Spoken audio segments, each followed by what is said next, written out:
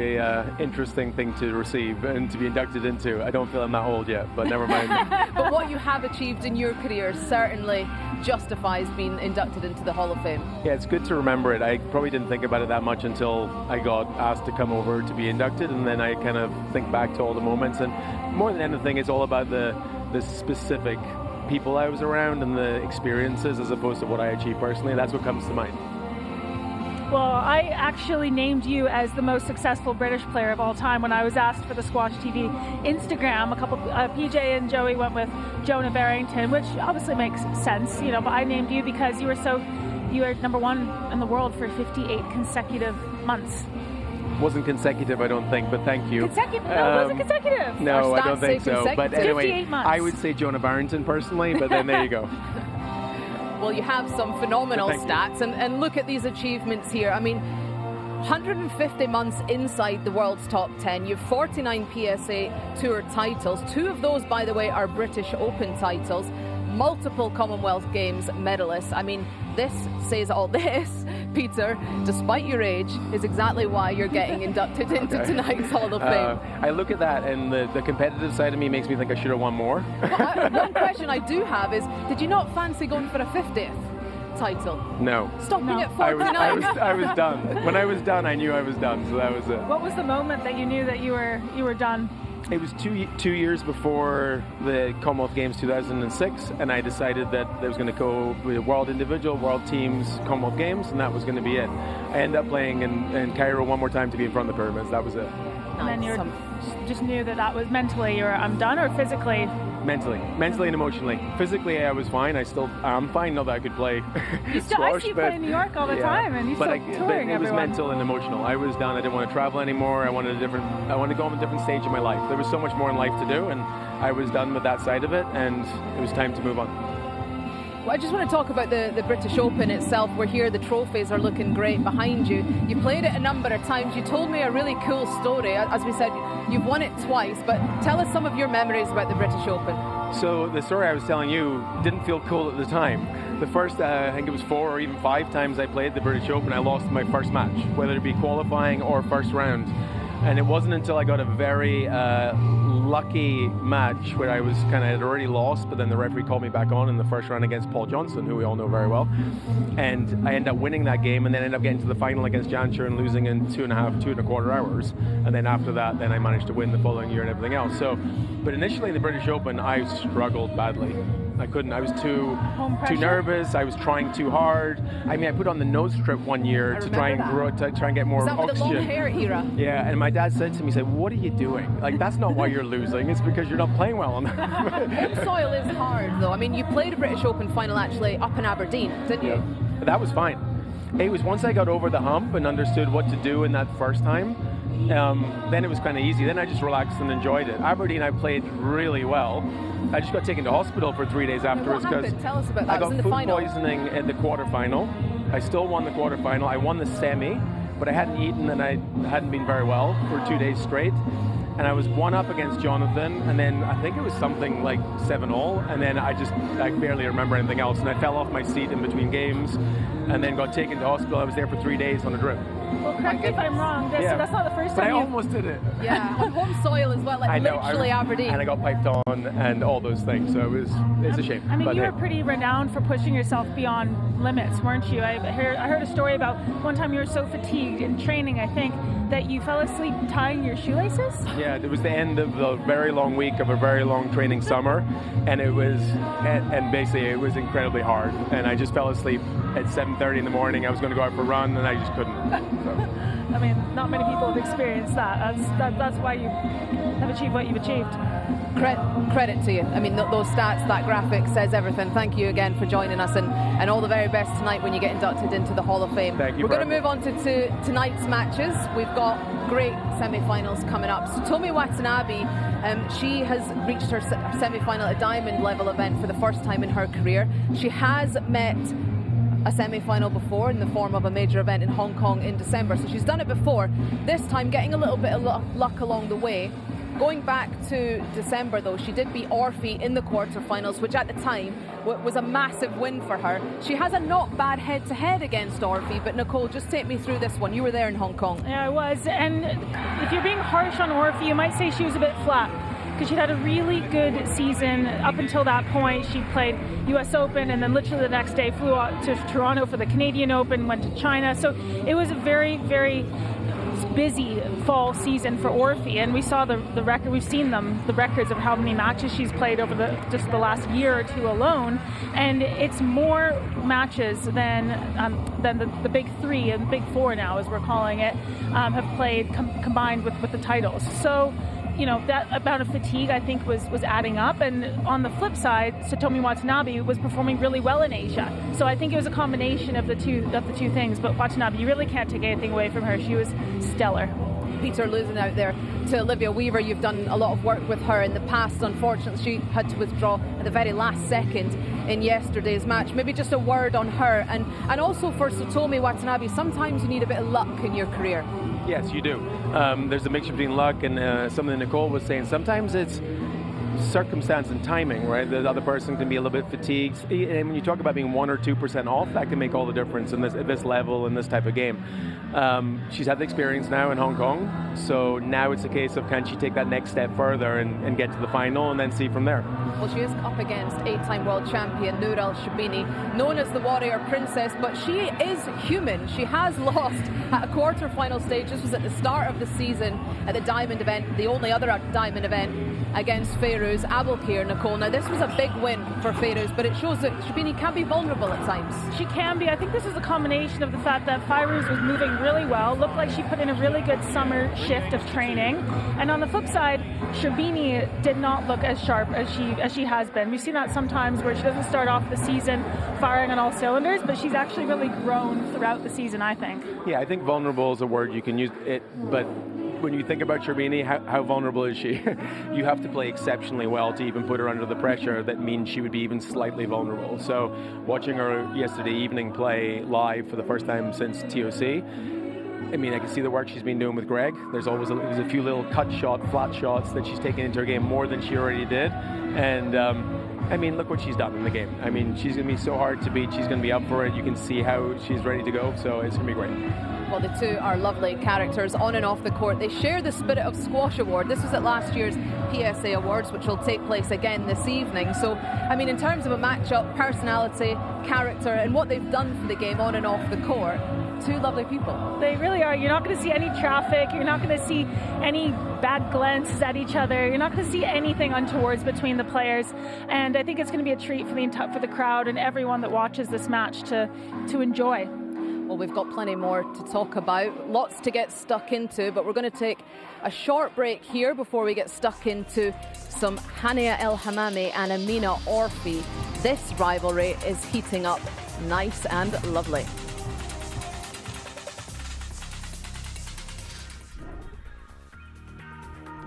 Let's loosen up those shoulders so that you can swing freely. This exercise is called a W slide. You're going to lie down on your back, come into a W, and then extend your arms overhead, keeping that back nice and flat, and feel a stretch in the front of your shoulders. This is a diagonal pull apart. It's going to activate those shoulders. Hold a band, and then straighten out your arms holding, and then slowly come back together. This is a scapular push-up. You're going to start in a plank, and then sink into those shoulder blades, and then push back up.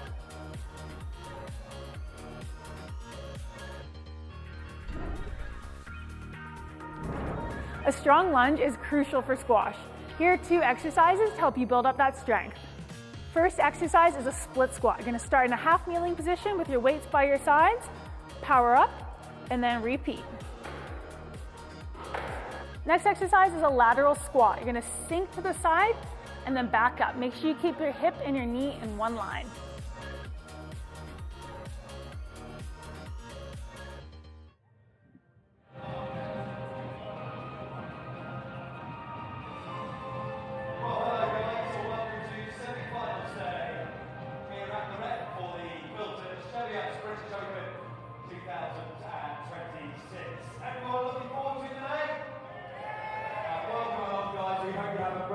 With us watching world-class Hania El Hammamy, the current world number 1. She has an incredible record in terms of consistency. That's the word that you could use when it comes to her, which is why she's the world number 1. 33 consecutive semi-finals at a major event. I mean, Peter Nicol, you had 58. You had 58 months at world number 1. We think you did anyway.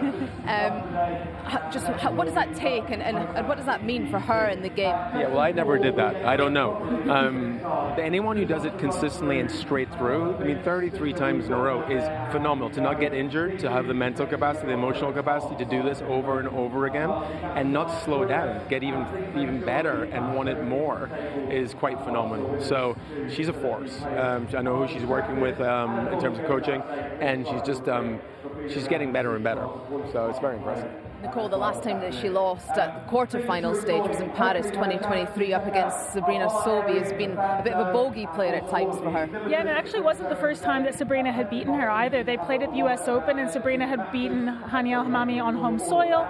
And it was kind of an interesting matchup because Sabrina Sobey is one of the few players that can compete with Hania's speed on court, and she also has great hands. So she just managed to get the better of Hammamy, but now I think that, well, I mean, unfortunately Sobey's injured right now, obviously, so she's out for a bit, but I mean, it's pretty amazing that it's been that long.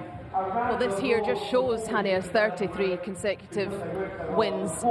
I mean, it's unbelievable, really. It looks like a lot of jargon going on there, but just they're the titles, they're the events. In yellow with the W's, you've got the ones that she's won. I mean, there's a plethora of semi-finals, runner-up. It's unbelievable, really, but it's just the abundance of it. It's thoroughly deserved of the world number 1 Well, position. you have to look at the number of W's on the right side there, right? And that's all this season, pretty much, right? That's she's backed up so many events, and that must be incredibly hard to do as the world number 1. Yes, and to continue to get better, but it's also why you become world number 1, because you learn, you continue to improve, you continue to evolve, and that's what she's done. She's on a continual basis, as you saw from that graphic. Well, they have met before, these two, a number of times on the PSA Squash Tour. The rivalry is heating up. So this match here was Hania El Hammamy at the El Gouna. She got the win there. This was off the back of an Egyptian Squash League match that had controversy in it, doing the ear cupping moment. And then Amina Orfi took the receipts, noted them, and came into the World Championships and returned her favour, reversing the ear cup celebration. Peter, I want to ask you, what's your take on this this rivalry? I never had any rivalry like that when I was playing. Not. It was all friendly, and we all no. I'm joking. No way. So yeah, I get it completely. When you're on court and you're trying to win, sometimes you get on with people, sometimes you don't. Sometimes it can be a brutally hard game, but completely fair and easy. Other times, personalities, movement patterns, desire and desperation to win changes. So I just think there's that level of like competitiveness from a personal level as well that comes into this game, which makes it fun for us to watch and tough to watch sometimes as well. Nicole, just a word on that, the ear cupping. I mean, there's no shortage. It sets it up tonight, doesn't it? Oh man, it really does. They're 1-1, right? They recently, right? They've El Gouna, Hammamy won, and then Orfi won the world champs. That one for the world championships, that's really going to sting, I think, a little bit extra for Hammamy because it's the world championship. She's world number 1. That was really the event that she wanted to win, and it's in Cairo, right, at home. Well, we're going to take a short break. We're going to show you some footage of Rally 28 and just how you can get involved. It's a great global squash initiative using the platform of us getting into the LA Olympics. Here's how you can get involved, and don't forget, you can also donate. The website will come up. Click onto it there and see how you can get involved. Squash is heading to the Olympics at last. But inclusion isn't the end of our journey. This is how we turn pride into progress. Players, clubs, fans, federations, one movement. This is Rally 28. Support squash, build a legacy. Rally28squash.com. Head over to the website. Also on your screens there, you've got the QR code. Scan the QR code and you can sign up to the newsletter for a chance to get yourself to LA28 and watch the squash on day 1. I've got Camps in the studio with me now. David Campion, welcome to Squash TV and welcome to semi-final day. Yeah, look, really excited about this. Great lineup. I just heard you talking about the women's matches, and what's to look forward to, and yeah, it's a big day, isn't it? Yeah, really excited about this. Obviously, you've met Peter a number of times before. Maybe just a quick word on his career of being inducted into the Hall of Fame tonight. Yeah, as with Laura, I mean, it's rightly so. You know, I think the criteria is world #1, world champion. So yeah, look, it's fantastic to have Peter. He was a phenomenal athlete, phenomenal player, and you know, it was really helpful actually when you came across. You made the switch from Scotland to England. He was actually really helpful. I wasn't going to mention that. No, well, you know, I know it's out there, but Peter was actually really beneficial for the whole program. You know, the younger generation that came through much later on after Peter. You know, Peter actually shared a lot of his insights. Very much like Mohammed El Shabagh is doing now. He was very generous with his time. I mean, guys like Lee Beachell benefited hugely. I mean, became firm friends, partners in crime to win the gold medal at the Commonwealth Gold in Manchester, wasn't it? Yeah, and in Melbourne as well. Yeah, Melbourne as well. So, yeah. Peter, you are getting inducted into the Hall of Fame tonight with Laura Mazzaro. Maybe just a quick word on her and her career. Yeah, Laura is amazing. I've got to know her so much better since she's retired because she does camps with us in the US. Started off with my wife Jessica to do it, and then now she works with us. And to see how she works and operates gave me an insight into what she did when she had insight into how she achieved all that she achieved in the sport. And this is what she achieved right here, Camps. I mean, you were alongside her as England national coach for probably majority of those. Any standout moments or tournaments where you were there? Yeah, the world title in 2014, she was actually match point down against Lo Wee Wern in the quarterfinals. She won that. She came through that, played Shabini in the final, and she was actually 5-1 down in the fifth. And I think Laura built, she went on to win that obviously, but I think she built a career on kind of finding a way, finding a way Laura we used to call her. I think that was her nickname. Find a way Laura, a bit of a tongue twister that one. Yeah, she just came back from, I mean, a lot of those titles that she's won, she should never have, she wasn't in winning positions in a lot of them, against Renee Melwalili, Nicole David. Some of those matches she had no right to win, and yes, she did. Phenomenal. I think that's what she was like through her whole career. She wasn't initially maybe not given much hope of achieving what she was supposed to achieve, and she was a bit of an outsider, and she fought really hard, worked hard, kept learning, kept improving, and she did it against the odds all the way through her career and achieved what she did. So, I mean, I know her personally as well. Like I said, she's an amazing character, someone I can learn a lot from in life in general as well. So she's phenomenal and deserves everything she got. Yeah, and I think, adding to that, Laura, because of her mindset, her mentality, she is hugely beneficial to someone like Hania. And that's why Hania, has got her in her corner, because what she brings to the table there as a female, the emotions, the feelings that you have stepping onto this big stage, that's so valuable. Well, we'll get all things Laura tonight at the PSA Awards, but we're going to move on back to tonight's action. Mustafa Sal, Diego Elias, their rivalry also heating up. This was at the British Open last year, Camps. Brilliant match, unbelievable squash, very good quality. Yeah, it was immense, wasn't it? Epic match, and I hope they can bring that today. I mean, it was brilliant squash. Both players moving around each other. It was trouble-free. I mean, it's high quality, wasn't it? The best two players in the world just showcasing what they can do, and we really wanted to see that from them today. Peter, just your sort of view of Mustafa Sal. Obviously, he is the world #1 right now. Very different world #1 to you, I guess, in terms of playing styles. What do you make? Yes, phenomenal athlete. It strikes the ball beautifully.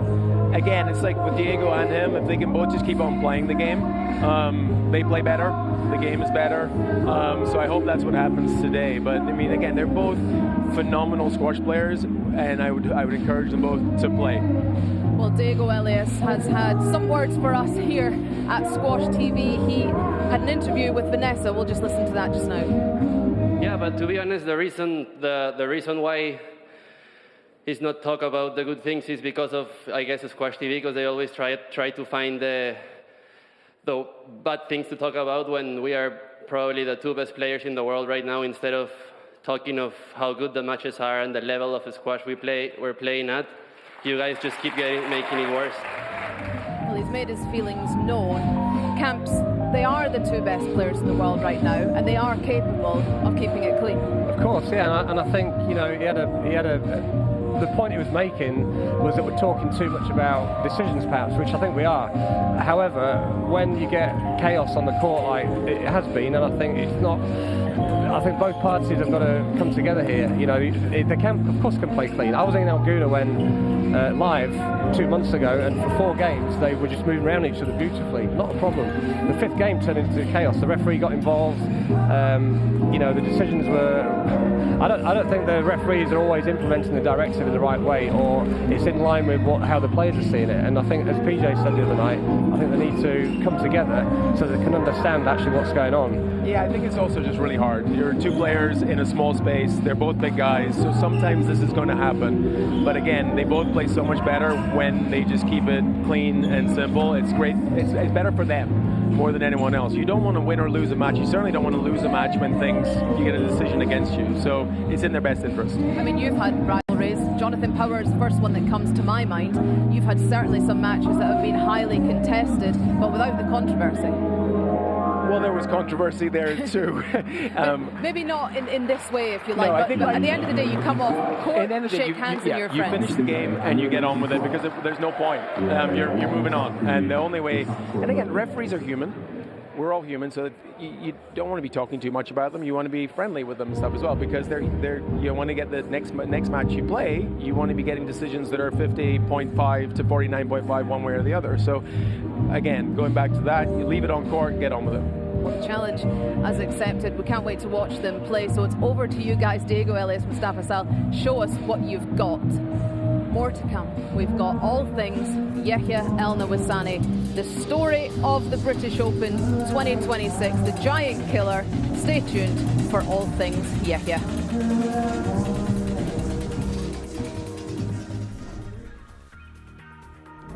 Good hip mobility is necessary for getting out of those deep lunges on the squash court. So here are 3 exercises to help you loosen up your hips. First exercise is a Spider-Man stretch, which is going to target the inside and the outside of the hip. You're going to put your hands down on the floor and then rotate up to the ceiling. Next exercise is an adductor rock back, which is going to target that groin area. So you're going to put your hands down on the floor, stretch your leg out, and then sit your hips back towards your heel. Third exercise is the couch stretch, which is going to target the front of the hip here. Just post that back leg up on something and then hold while squeezing that butt cheek.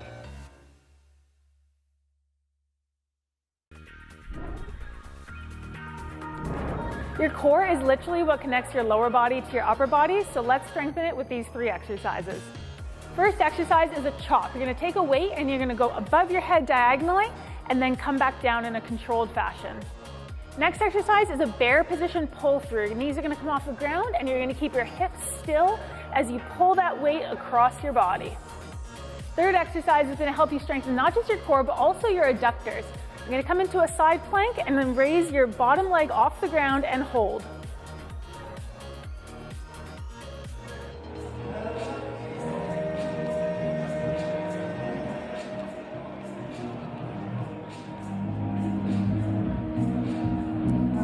Fourth consecutive British Open for Yahya El Nawasani, known as the Giant Killer. The storyline of this tournament, Peter, I want to go back to your story. It took him 4 times to win 1 match, and now he's in the semi-final.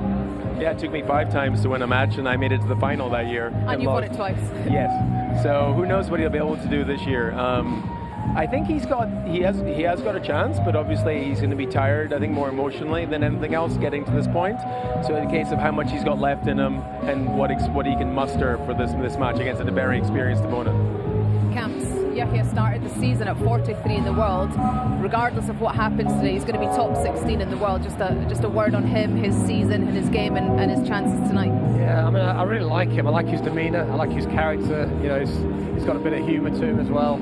But he's a fierce competitor, and he moves so beautifully on the court. You know, and I mean, look, it was a brutal match yesterday against Gawad.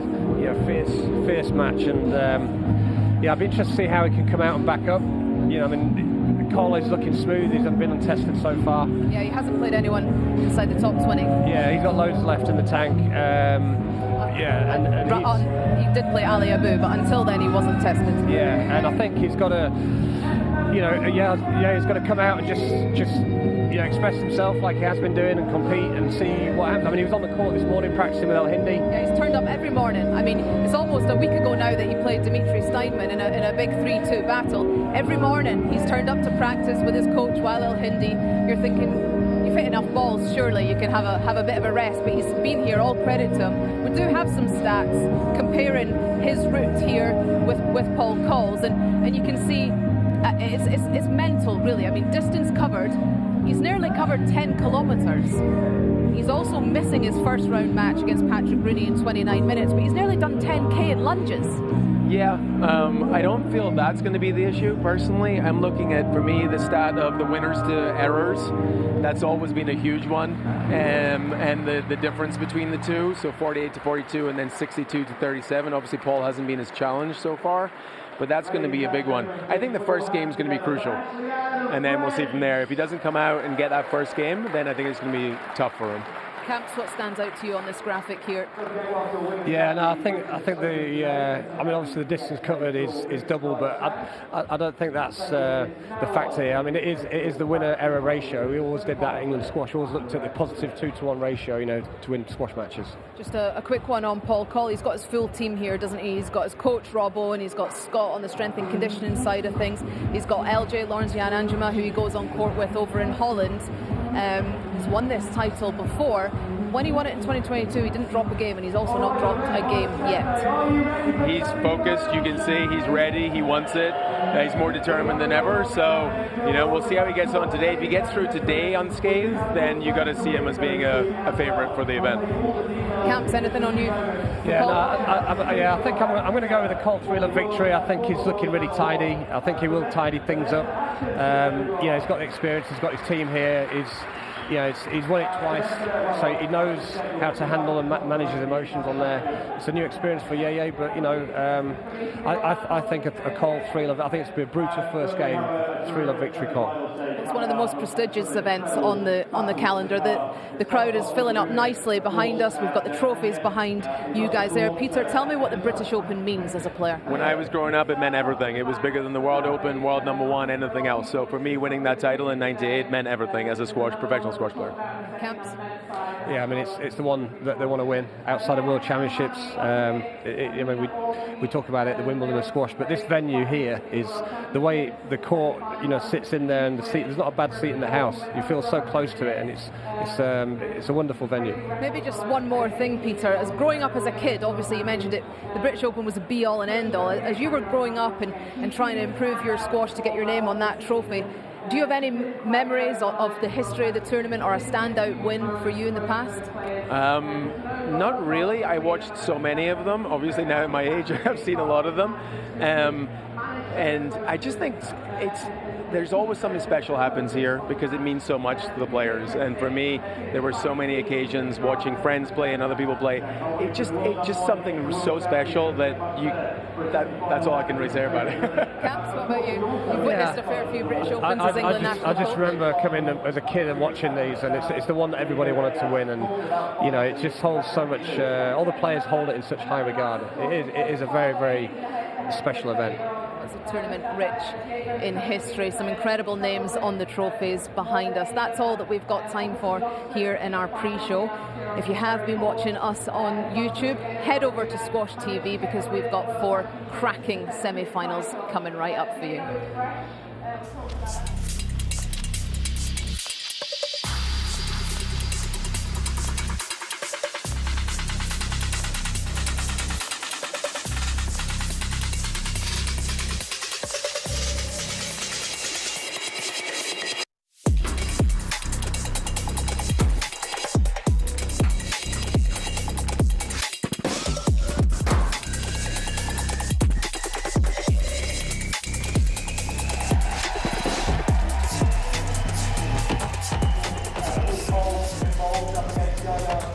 Welcome to semi-final day here at the Quilter Cheviot British Open 2026. We're inside the Rep Theatre in the city centre of Birmingham. Another stunning venue for the game of squash. As I said, it's semi-final day. We've got the trophy standing behind